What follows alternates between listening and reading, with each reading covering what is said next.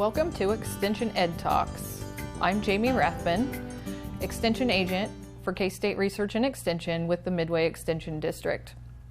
I'm here today to talk to you about building your emergency supply kit in case of a disaster. Preparing for an emergency makes a lot of sense. Disasters such as the tornado that hit Greensburg a number of years ago, or even more recently, the tornadoes that have hit Oklahoma City, have been very significant news stories. Would you have been prepared to take action if one of these disasters hit your area? Many of us have installed smoke detectors, deadbolt locks on our homes, but we don't always take the precautions in case a natural disaster is coming to our area. To be prepared for such natural disasters, it's important to have an emergency supply kit. And we need to be prepared to improvise with what we have on hand for at least 3 days. Today, we're going to build that emergency supply kit. I have supplies here with me. We are going to use these to build a kit for my local extension office. Your kit at home might have some extra items or could have a few less of these items. But we're going to go through the check sheet and let all of you know what's important to have in that kit. The first things we want to add to our kit are items related to food, water, and medication. It's important to have 1 gallon of water per person per day for at least 3 days. This water would be used for drinking and sanitation purposes. Food, you need to have a 3-day supply per person of non-perishable food. If any of those foods are going to be in a metal can, canned fruits, canned vegetables, be sure to have a can opener to open those cans. Prescription medications and glasses are important. I myself wear glasses in the evenings, but contacts during the daytime. So in my kit at home, I include an older pair of my prescription glasses so that I am able to see should a disaster come. Prescription medications or other medical items are going to be important as well for folks that might need those. I also have young children at my house and have a 4-month-old. So infant formula, if that's a need for you, is important. And then we also want to take care of our pets and be sure that we have water and food for those animals that are in our homes as well. So in my box for the office, I'm packing water and some food for that first portion of our checklist. Our next portion of the checklist includes clothing and personal care items. So a complete change of clothing is important for everyone who lives in that household, including long sleeve shirts, long pants, and sturdy closed-toed shoes. Additional clothing may be needed if you live in a cold climate. Closed-toed shoes are a very, very important item. When the tornadoes hit Greensburg, Kansas, my colleague down in Kiowa County lost her home, and as she was in the rush to get herself and her pets downstairs, she had on the clothing that she had and did not have a pair of shoes with her. So when she came out of the basement and found that her home was completely destroyed, she didn't have a pair of shoes, and those shoes, sturdy and closed-toed, are especially important because of the debris that we're going to find in an area after a disaster has occurred, especially if we're talking about tornadoes. There is glass, nails, screws, pieces of wood all over the ground. So we want to protect our feet should a disaster happen. Other personal care items we would want to include would be feminine supplies and personal hygiene items and diapers for infants and toddlers. Next, we want to think about first aid, safety, and sanitation and communication and how we're going to handle that situation should a disaster occur. So it's important to have a battery-powered or a hand crank radio, and especially if you can include a NOAA weather radio with some sort of tone alert and then extra batteries. And then the next thing on my list is a flashlight with extra batteries. This right here that I have doubles as both. It's a flashlight that has a hand crank, so I can wind it up. It also has a radio component to it, so I can turn on the radio as well. But I can crank that up, and I don't need to rely on batteries to be sure that that's going to work in the case of an emergency. A first aid kit, because we don't know what we might encounter should there be flying debris. A whistle to signal for help. If I am stuck in my basement and there is, debris on top of me that's not allowing me to escape that situation myself, I can very quickly wear out my own voice, yelling for help as first responders are coming to dig people out of rubble. But if I have a whistle, I can blow on that, and that will signal them to come help get me out. Some other items we might want to have on hand are a dust mask to help filter any contaminated air. And then in some emergency situations, we may need to actually shelter in place, and some plastic sheeting and duct tape to seal off doors and windows if we're sheltering from a contaminated air situation are important to have. Moist towelettes, garbage bags, and plastic ties for personal sanitation reasons are important. Local maps, because when a tornado does hit a city, when the Greensburg tornado came through, the local landmarks were gone, the courthouse was gone, street signs are gone, so it's kind of hard to orient yourself about where you are, which direction is maybe north. So having some local maps so that you can pinpoint where you are and where other places in the community are can be important. And then cell phones with chargers or some sort of solar charger are also important. The flashlight that I showed you earlier with the hand crank on it also has a charging component to it. And I can plug this into the flashlight, and this can wire up and hook into cell phones and other devices to charge those. And I have some wet wipes here for sanitation that I'm going to pack in my office supply box. Household supplies can also be important to have on hand should a disaster occur. This includes wrenches or pliers to turn off any utilities, water lines and gas lines that may be burst and we want to shut that off. Having some cash or some traveler's checks, and even a roll of quarters so that you can visit the laundromat, a vending machine possibly. In the past, we would have also used those quarters to maybe make some phone calls, but that's not quite as common anymore. You want to have a sleeping bag or a warm blanket, ideally for each person. If you live in a cold climate, you might want to have even more warmth blankets and bedding than that. A fire extinguisher and matches in a waterproof container are also important. I have a blanket here that I can pack in the top of my box as well.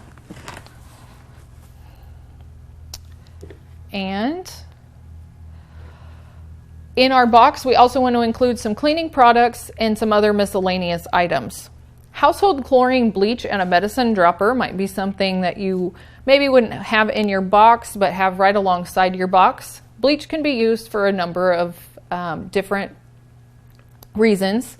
You can dilute that bleach, 9 parts water to 1 part bleach, and it can be used as a disinfectant. In an emergency, the bleach can actually be used to treat water so that we can consume it. You would treat 1 gallon of water with 16 drops of regular household liquid bleach. One thing to note here is that when you're considering using it as a disinfectant or as something to treat water with, you don't want to use scented bleaches, non-chlorine bleaches, or any bleaches with added cleaners, because they're not going to get the job done that we want them to do. Also, you want to include mess kits, paper cups, paper plates, paper towels, and plastic utensils, paper and pencil, and books, games, puzzles, and activities for children. Depending upon how long a person might be in their shelter, we might need to be keeping our younger children occupied. We ourselves might be a little bit bored or a little bit anxious about what's going on and when are we going to get the all clear. So if we can have something to keep ourselves busy, that's always a good idea. Paper and pen or paper and pencil are important to have on hand, because once that disaster has hit and you're given the all clear, when you come out of your shelter, and you're assessing damage, you may want to keep notes about what you're seeing, who you're talking to.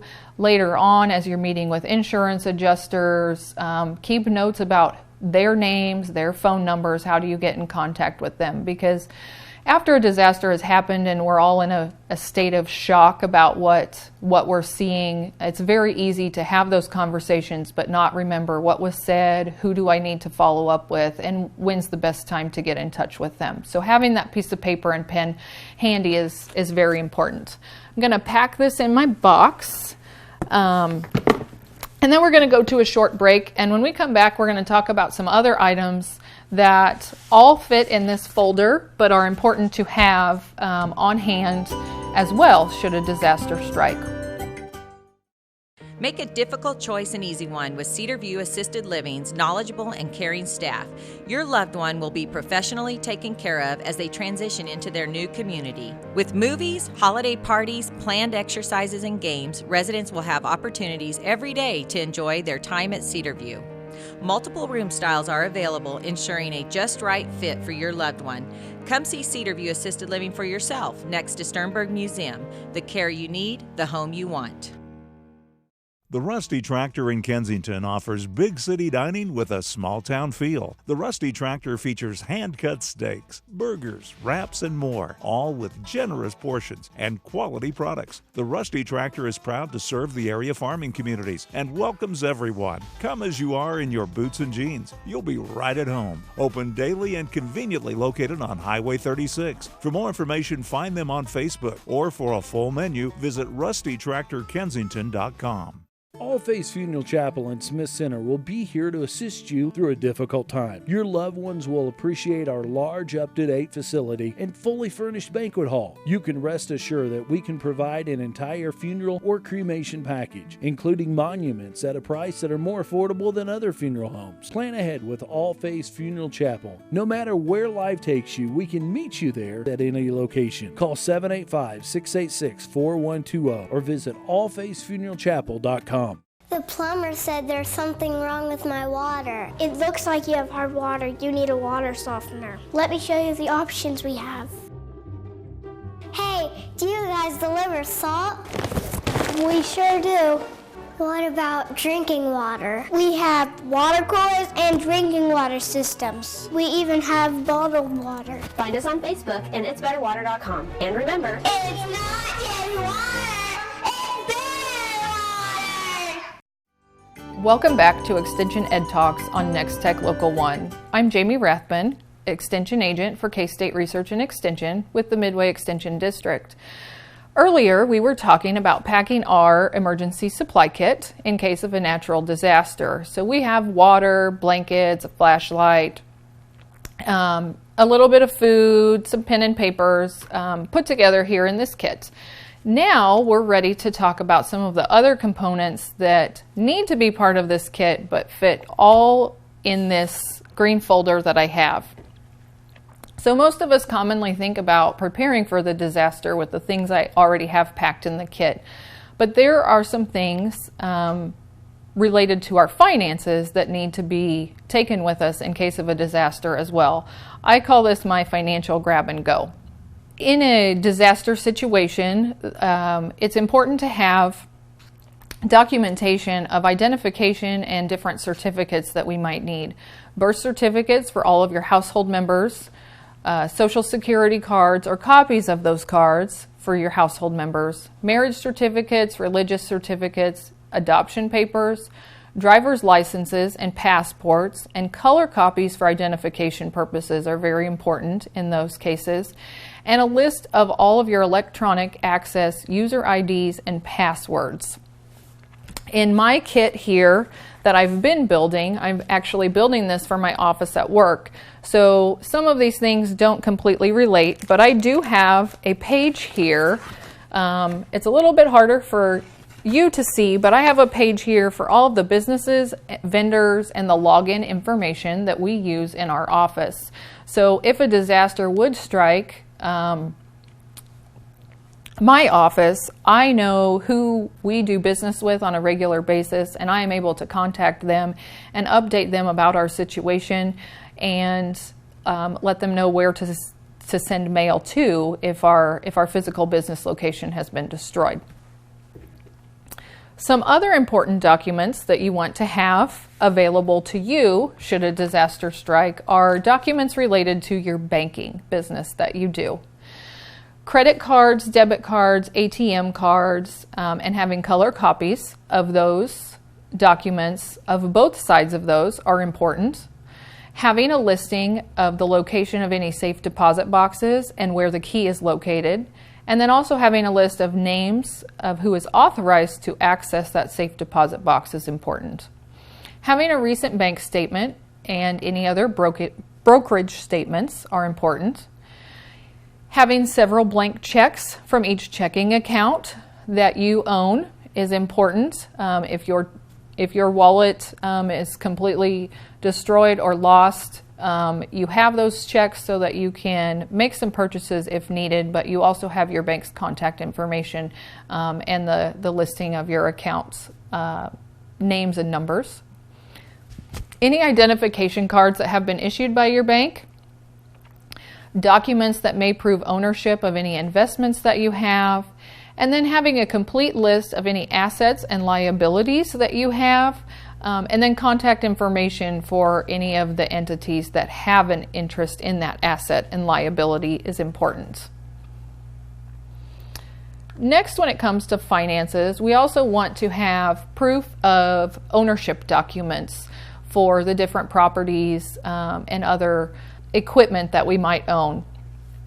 So a deed to your residence or mortgage documents and other loan documents for properties and equipment that you may own, titles for vehicles, tax returns for a minimum of 3 years, and then any trusts for which you are a trustee or if you have any sort of beneficial interest, having some information on those as well.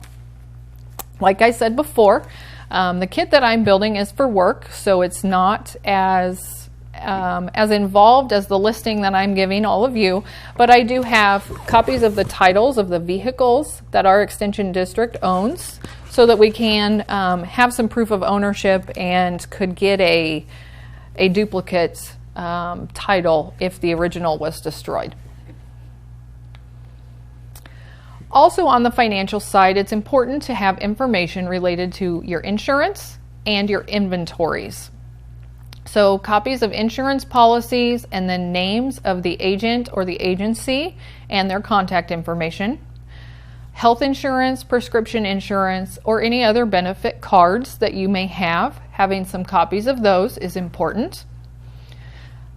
An inventory list of your household items and personal items that are at your office or other locations. Other locations could be off-site in a storage shed. If you have high school age children, they may have equipment at school, whether it's sports equipment in a locker or just other things that they own that could be kept at the school. Keep track of all of those and know what the location is. A photographic or a video inventory of your household, office, and then those storage items is important as well so that you can give a little more detail about those items and have a physical representation of what sort of condition they were in. When I talk to folks about making those inventories, a lot of times I do recommend the photographs and then writing on the back side of the photograph the year that the item was purchased, how much it cost, or taking a video and walking through your home with a video camera and giving some audio about that specific item. When you are making your inventories, it's very important to Not forget the items that are hanging on the walls of your home, any floor coverings that you've added in, and ceiling fans are all improvements to a standard house. So don't forget about those things and investments that you've made there as well. We'll go back. We want to have a list of contact information included as well for any advisors, personal representatives, trustees, guardians, doctors, dentists. How do you get in touch with those folks to let them know that there's been a disaster in your life, and update them on your address, if you're needing to get a prescription refilled, who's your doctor and how do you get in contact with them.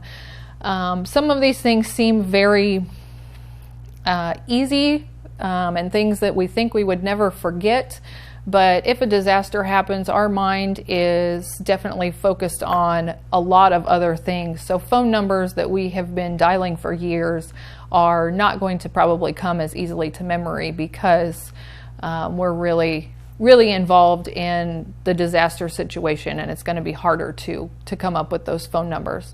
The last thing that you want to have an inventory or documents that you want to have on hand are copies of wills, living wills, power of attorney documents, so that you have proof that you have those things, but then they're easily accessible should somebody need to use them.